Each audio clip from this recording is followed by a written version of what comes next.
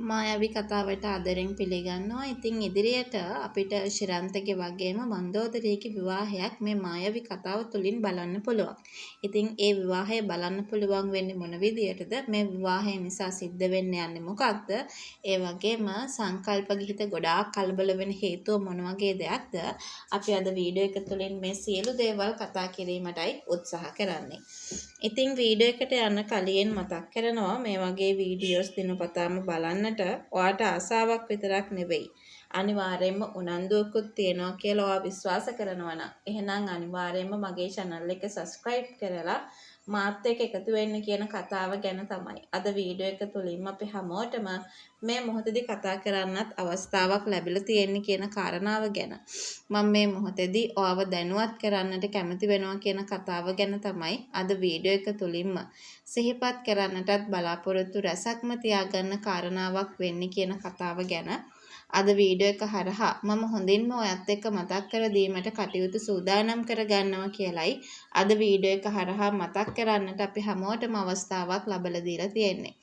කොහොම වුණත් ඔයා මේ වෙද්දි දන්නවා. ඒ තමයි තමන්ගේ තාත්තගේ වගේම එතකොට මන්දෝදරි අතරේ තියෙන මොන වගේ සම්බන්ධයක්ද?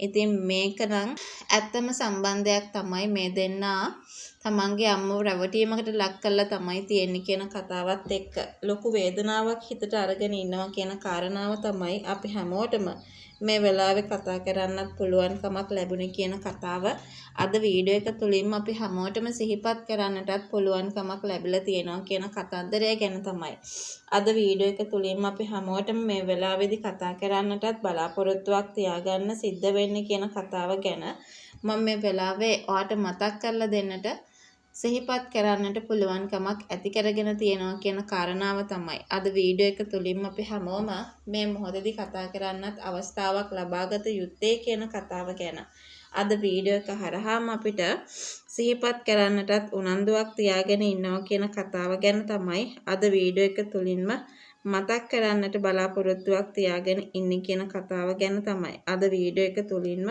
සිහිපත් කරන්නට බලාපොරොත්තුවක් තියාගෙන ඉන්නවා කියන කතාව ගැන තමයි අද වීඩියෝ එක හරහා මේ මොහොතේදී අපිට කතා කරන්නත් ඉඩකඩක් හදාගෙන තියෙන්නේ කියන කතාව ගැන මම ඔයත් එක්කම කතා කරන්නට බලාපොරොත්තුවක් තියාගෙන ඉන්නවා කියන කතාව මතක් කරලා දෙනවා.